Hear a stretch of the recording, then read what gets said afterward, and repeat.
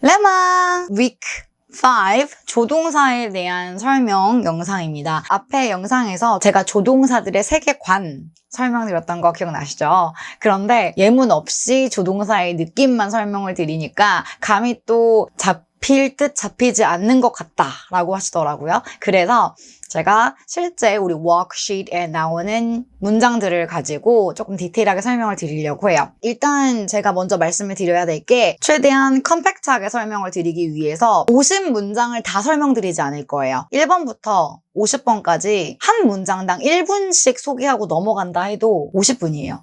여러분들은 50분짜리 영상 안 보실 거거든요. 그렇기 때문에 최대한 제가 압축해서 앞에서 설명드리지 않았던 부분과 그 뉘앙스의 차이들을 좀 설명드리고 넘어가려고 합니다. 자, 그럼 바로 시작해 볼게요. 그 전에 구독과 좋아요, 사랑인 거 아시죠?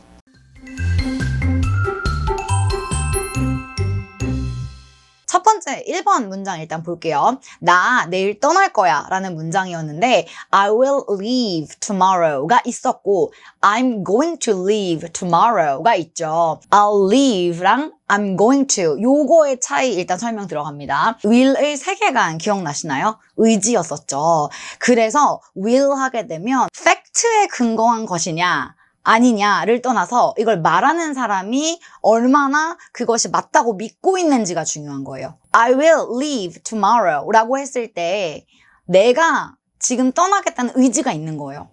그런데 다음 날이 됐을 때 마음이 바뀌었을 수 있죠. 반면에 I'm going to 라고 하는 경우에는 내 의도가 들어갔다기보다는 확실하게 그 미래에 이 일이 일어날 것이다 라는 정말 객관적인 근거가 있고 그것으로 인해서 내가 일어날 거야 라고 말을 하는 거예요.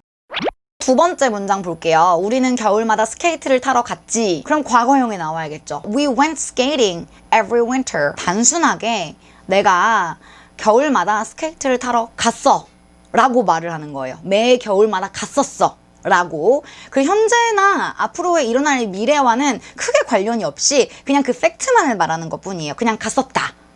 그런데 조동사 would 그리고 used to 같은 경우에는 과거의 습관을 설명하는 거라고 보시면 될 것 같아요. 우리가 문법책을 보면은 would 그리고 used to를 과거의 습관에 대해서 설명을 할 때 이 두 가지를 쓴다 라고 설명을 해요. 그런데 엄밀히 따지면 이 두 가지는 확실한 차이가 있거든요.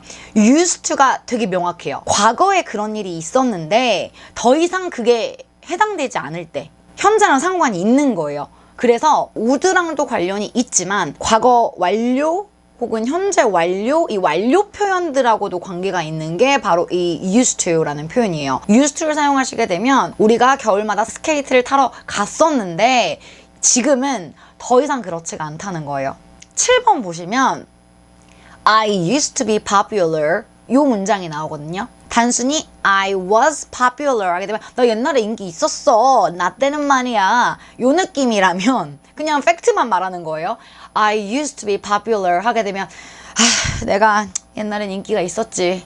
요런 느낌이라는 거예요. 현재랑 과거가 연결이 돼 있는 거예요. 그래서 내가 옛날에 인기가 있었는데 지금은 아니야 라고 말을 해주는 거죠. 느낌이 확 달라지거든요. 그쵸?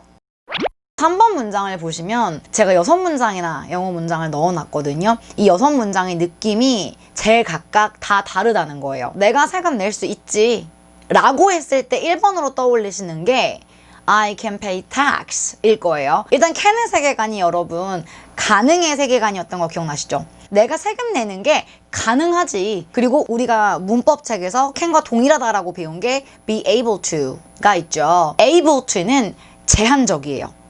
어떠한 상황이나 어떠한 때, 곳에서 가능하다라는 걸 의미합니다. 그래서 일반적인 능력을 말하는 게 can이라면 able 같은 경우에는 어떠한 상황에서 내가 가능하지, 어떠한 때에 내가 가능하지 요 정도의 느낌이기 때문에 그 가능의 범주가 확 줄어든다는 느낌이고 좀 더 그것이 가능한 건지 그것에 능력이 있는지 없는지에 좀 더 포커스를 맞춘다고 보시면 될 것 같아요. 그래서 can이 가지고 있는 느낌은 나 세금 낼 수 있지? 세금 가능하지. 약간 이런 느낌이라면 I'm able to pay tax 라고 하는 느낌 자체가 나 지금은 세금 낼 수 있어. 옛날엔 안 됐었어요. 근데 지금은 낼 수 있어. 나 지금은 낼 수 있는데 나중엔 안 돼. 라고 말을 하는 느낌이 든다는 거예요. 어떤 느낌인지 아시겠죠? 그리고 I could pay tax 하게 되면 한 발짝 또 빼거나 확 할 수 있어 라는 느낌이 조금 멀리 떨어져서 흐려지는 느낌이 나요. 내가 세금 낼 수 있었지. 뭔가 애매해지거든요. 지금 낼 수 있다는 건가 아닌가. 내가 낼 수 있었는데 지금은 내가 낼 수 없다라고 말하는 뉘앙스가 살짝 가미가 돼 있는 게 느껴지시죠? 그게 바로 쿨의 느낌이에요. 여기서 중요한 게 캔의 확신도가 떨어지게 되면서 메이 정도랑 거의 동급으로 떨어지게 되거든요. 우리 메이는 50%라고 배웠죠. 할 수 있는지 없는지에 대해서 반반. 이것이 일어날 것인지 안 일어날 것인지에 대해서 반반. 그런데 제가 느끼기에는 쿠드가 좀 더 부정적이에요. 한 40% 정도까지 떨어진다. 그리고 다음 I would pay tax. 내가 세금을 내려고 했지 라고 말하는 거죠. would는 제가 앞에 설명드렸죠. 굉장히 낮습니다. 나라면 세금을 내겠는데 그래서 메이보다 낮은 확신의 강도로 말을 하고 있는 거예요.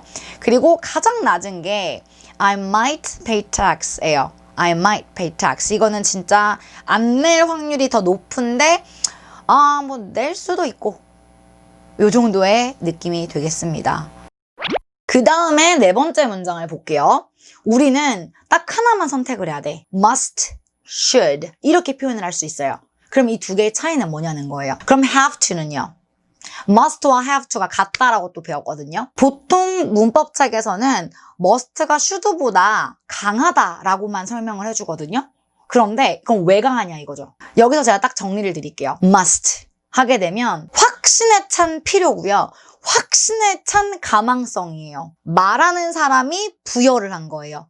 이거 필요하다고, 이거 해야 된다고. 그래서 강제와 강요성의 느낌이 들어간다. 그런데 have to 같은 경우에는 내가 부여한 게 아니라 외부에서, 그럼 좀 더 객관적인 거겠죠. 내가 보니까 이런 때는 이런 걸 해야 돼 라고 말하는 게 바로 have to예요. 그럼 should는요. 기억나시죠? should는 shall의 과거형이에요. shall 같은 경우엔 답정 너라고 설명을 드렸죠. 나는 지금 너에게 말하고는 있지만 너 이거를 하게 될 거야. 근데 요게 절반 정도의 톤으로 낮아지다 보니까 너 이거 하는 게 좋을걸.